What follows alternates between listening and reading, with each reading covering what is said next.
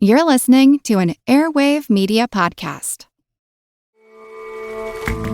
I'm Jason Palmer, one of the hosts of The Intelligence, The Economist's daily current affairs podcast.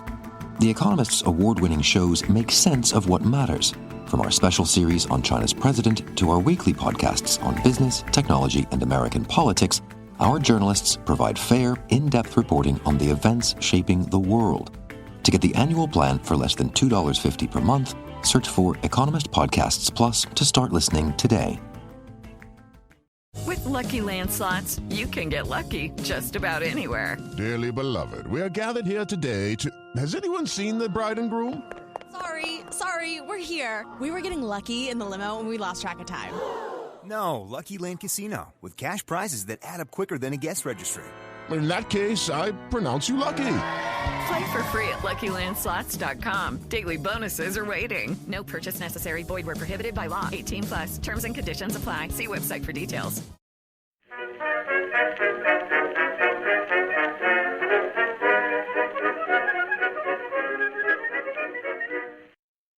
Hello everyone and welcome to History of the Second World War, episode 123, the September Campaign Part 15, Battle on the Bzura. This week, a big thank you goes out to Johan for the donation and to Sam, Ken, and Mark for choosing to support the podcast by becoming members. Supporting the podcast gets you access to ad-free versions of all of the podcast episodes. Head on over to historyofthesecondworldwar.com/members to find out more. After the collapse of Polish defenses in the border regions, there were two primary directions that Polish troops would retreat. Those in northern Poland collapsed back towards the capital of Warsaw, and those in the south would retreat first to the Vistula and then on to Lvov. This episode will focus on the largest group of Polish troops which were retreating in the north, the remnants of Army Poznan and Pomorze. The troops of these two armies would launch the largest Polish counterattack of the entire campaign on September 9th to the west of Warsaw. The counterattack would experience some early success before grinding to a halt. Overall, it would not drastically alter the course of the campaign, and this has left the entire operation in one of those areas of the war which is presented drastically differently depending on which history you might be reading. Some historians present it as a smart move, catching the Germans by surprise, and while it did not completely change the course of events, it was still a worthwhile effort. Other historians just present it as a useless waste of lives, and that it was foolish that it was ever considered. In my opinion, the attack never really had a chance of slowing the wider German advance. It was just too late for that. But the operation overall was the best use of Polish troops at the time it occurred. There were very few options available to Polish officers after the first week of the campaign. Most units would be forced to retreat, and they would find it impossible to stop that retreat once it started. Some kind of counterattack was the other option, and it at least had the opportunity of making a positive impact. One positive aspect of the attack that cannot be denied is that the Germans did not anticipate any action by the remaining Polish troops. Over the second week of September, German army leadership assumed that the Poles were evacuating as many troops either to Warsaw or further east. They did not expect any major fighting to the west of the Vistula after September 7th. All of this was purely assumption, though, because they didn't really have great information on Polish movements or Polish troop strength. One staff officer would write around this time that, quote, "Our information about the Poles is truly wretched." This caused them to completely discount the possibility of any Polish attack. On the Polish side, the commander of Army Poznan, General Counterattack, had been advocating for a Polish attack basically since the start of the war. In the opening days of the German attack, he'd wanted to use his troops to attack south against the German units attacking towards Łódź. This request had been denied by the Polish General Staff, and so Army Poznan had been forced to retreat to the east along with every other Polish army. The situation changed after Polish leadership had evacuated from Warsaw, and military leaders in northern Poland were largely able to choose their own path over the following days. This included Counterattack, who made a few observations about the larger picture of the campaign. He knew that he had the only Polish army that had made it through the first week of the invasion largely intact, with Army Poznan still having most of its units in good order. He also knew that as Army Poznan and Pomorze were retreating south and east, they were running out of space, and there was a real chance that they would be cut off from further retreat to the capital, but before they could arrive in Warsaw. If this happened, the 150,000 troops of the combined Polish armies would have little to do other than surrender. Kostreba would choose a different path, and he would coordinate with General Bortnowski, who was still in command of what was left of Army Pomorze. The general plan was for Army Poznan to launch the main attack, pushing south to hit the flank of the German units who were pushing to Warsaw. This would require attacking across the river Bzura, which is why the attack is called the Battle of the Bzura. While this was happening, Army Poznan would try and hold off any German attacks that could threaten the flanks or the rear of the primary effort that was moving south. Then after the initial attack, both armies would join together in a joint attack to push through any Germans on their way to Warsaw, where they would join whatever was left of their units to the Polish Defense Command that was already under command of the city. There were a few major challenges that the Poles would face in this endeavor. Many of their troops had been in heavy fighting since the start of the invasion, and all of them had spent over a week retreating. They had not been constantly on the move like many Polish units in southern Poland, but discipline and organization were far below what they would have been at the start of the war. The good news is that regardless of their readiness, there were a good number of them, 150,000 men spread over 9 infantry divisions and 2 cavalry brigades. They would even have some air support, with Kostreba retaining control of his fighter and reconnaissance squadrons, even though all other Polish aviation units had been ordered south away from the capital. The attacks would start on September 9th. Polish accounts of the start of this attack are full of a single sentiment. They were happy to be doing something, anything, other than retreating. One artilleryman would describe his battery as, quote, tired of the 9-day retreat, at last began shelling the enemy, and you should have seen them bustle about their guns. While one cavalry officer would write, quote, I experienced a very happy moment for the first time in the September campaign. We were no longer retreating. End quote. When the attack started, many Polish units would experience a new situation, actually having numerical superiority over the Germans. This was especially true in the center of the attack, where 3 infantry divisions and 2 cavalry brigades would attack. In some areas, the attack would experience early success, as the German units were caught completely by surprise and forced to retreat. In other areas, the defense would actually be quite stout. For example, in Łuczyca, the initial Polish attack by the Polish 25th Infantry Division would be stopped by the German defenders of the 46th Infantry Regiment. More units of the 25th Division would be brought in later in the afternoon, and another attack would be launched to eventually capture the town. But even this success was only possible because the German units were running short of ammunition. On the right flank of the attack, Polish cavalry units would attack the town of Uniejów, and it would take until 8 p.m. before it was fully under Polish control. In general, the 9th was a day of success, though, with all of the Polish units committed to the attack able to push across the Bzura River, and German units all along the area of the front being in retreat by nightfall. One German staff officer would later write that on the 9th, it was a day where bad news was just constantly rolling into headquarters, one piece after another. The setbacks of the day were the largest that the German army had encountered since the start of the campaign. There had been some points over the previous week where the German attacks had not met their goals. There had even been a few areas where Polish troops had successfully launched isolated counterattacks, but nothing even close to the scale of the attacks across the Bzura. On the 10th, the attacks would then continue, with Polish troops trying to continue the successes that they had made over the previous day. The second day of the attack would be critical if it was going to be able to have any sustained success, because less than 24 hours after the attack started, the Germans were already reacting. General von Rundstedt had already dispatched the 221st Infantry Division from the Army Group South Reserves to move north to provide reinforcements, and they would arrive late on the 10th. This gave the Polish attackers a brief window to continue their attacks, and they would throughout the day. Units of the 25th Infantry would push south from Łuczyca, and the 14th Infantry Division would attack out of a village called Pietek. Here again, the German defenders would mount a solid defense, and it would take most of the day before the village was free of German units. The biggest problem for the Polish attack is that while they were able to make some territorial gains on the second day of the attack, almost without exception, the German units in front of them were bending and not breaking. They were able to retreat largely in order, usually only after slowing the Polish attacks. This prevented the Polish attack from turning into anything more than a slight adjustment to the front. As night fell, the views from the German side of the line were very different than they had been 24 hours before. Reinforcements were arriving from the south, and the German commander, General Blaskowitz, would write, quote, "We have succeeded in presenting the enemy who has crossed the Bzura with a united front. The crisis has passed." Even if the Germans were starting to think that the situation was in hand, the Polish troops were not done with their attacks. Kostreba would give his order of the day, the following day, the 11th, which would include this quote, "The enemy is in retreat. He is withdrawing from the Warsaw area and is encircled by us.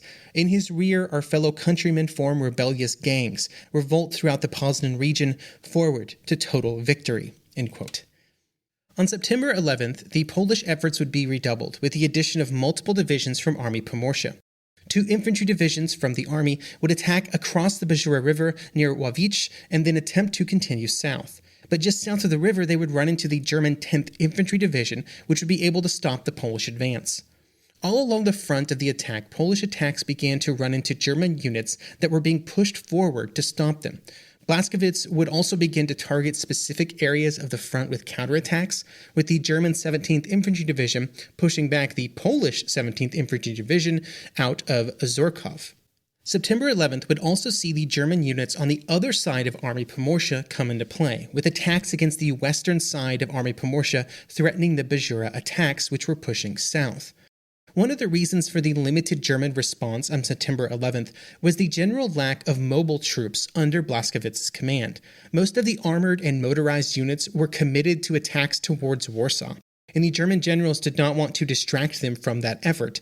The limited number of armored units available were not enough to make a major difference. One German officer of the 23rd Panzer Regiment would record his experience during this day as saying, quote, "Heavy fire from trees, from behind haystacks, from the left, from the right, from the front, struck our panzers, which advanced without halting.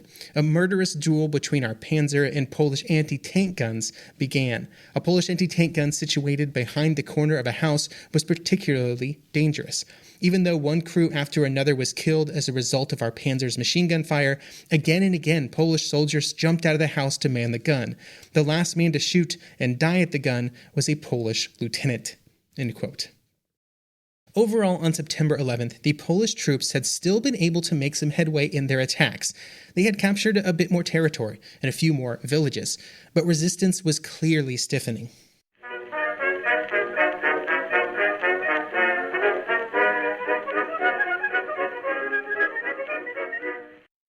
Okay, we may have gone a little barbecue crazy at Sonic. We BBQified not 1, but 3 iconic menu items. But I mean, come on, can you really blame us for going slightly overboard?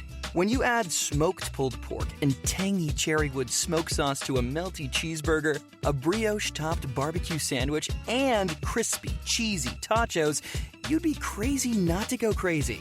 Pulled pork barbecue, now at Sonic. Limited time only at participating Sonic drive-ins. Some of us love history. Others used to or never did because history was presented as nothing but the rote memorization of names, dates, and facts. Basically, the story got left out, and that made history kind of suck. My name is Greg Jackson. I'm a university professor with a PhD in history, and bringing history to life is my passion. That's why I created my podcast, History That Doesn't Suck. I want to teach you everything you need to know about U.S. history, but I do so through stories. Let me tell you about George Washington begging his men not to mutiny against Congress, Clara Barton saving Union soldiers amid enemy fire, enslaved Frederick Douglass risking his life for liberty, and about so many other figures as their real experiences make industrialization, social movements, and even congressional debates and tax policy come to life. Subscribe to History That Doesn't Suck today, and join me, Professor Greg Jackson, every other week for a new episode, where I'd like to tell you a story.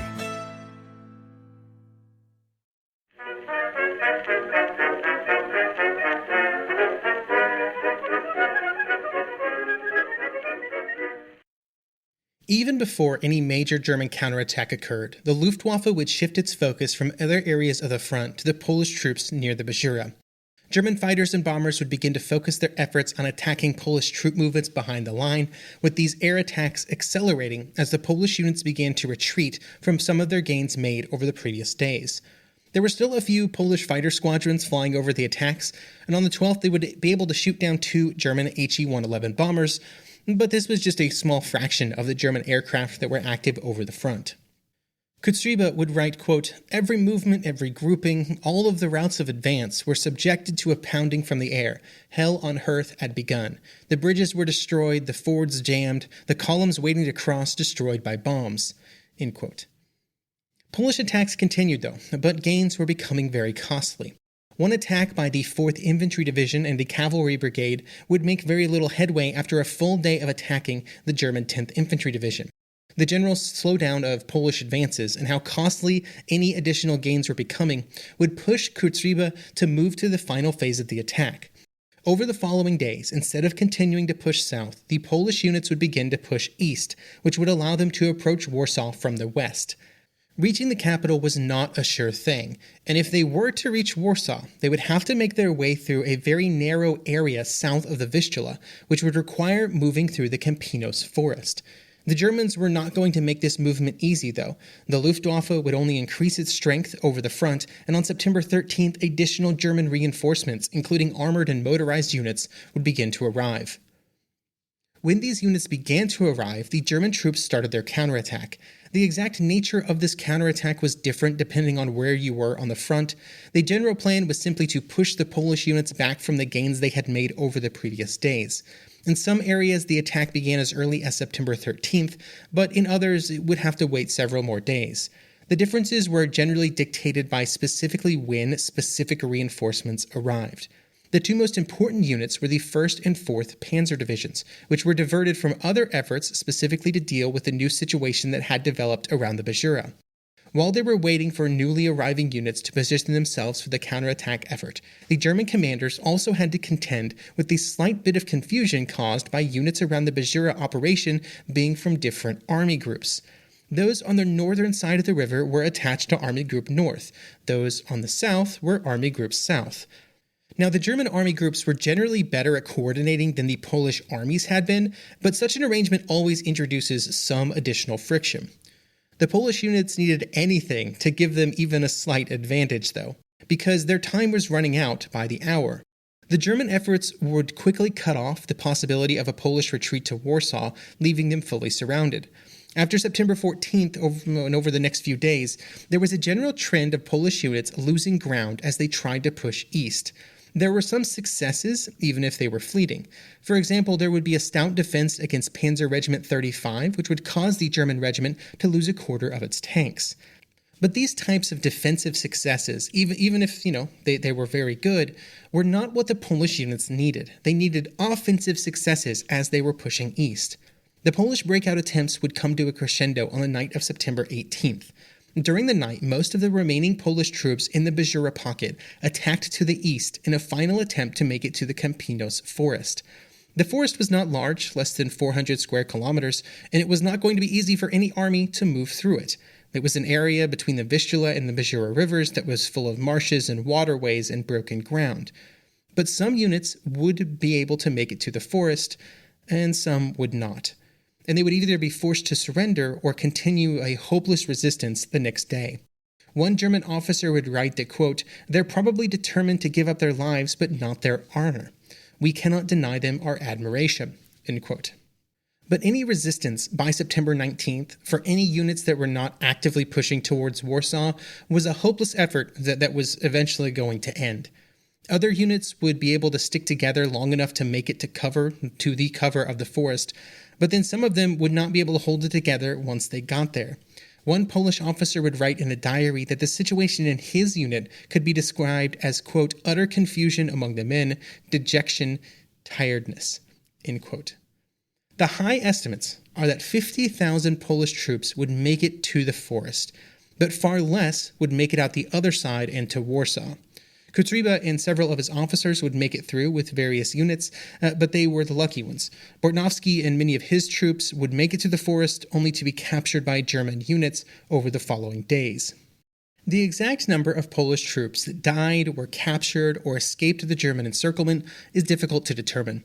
The number of Polish troops who would be killed was probably around 16,000, but the biggest problem is how many Poles died during those final days of the attack.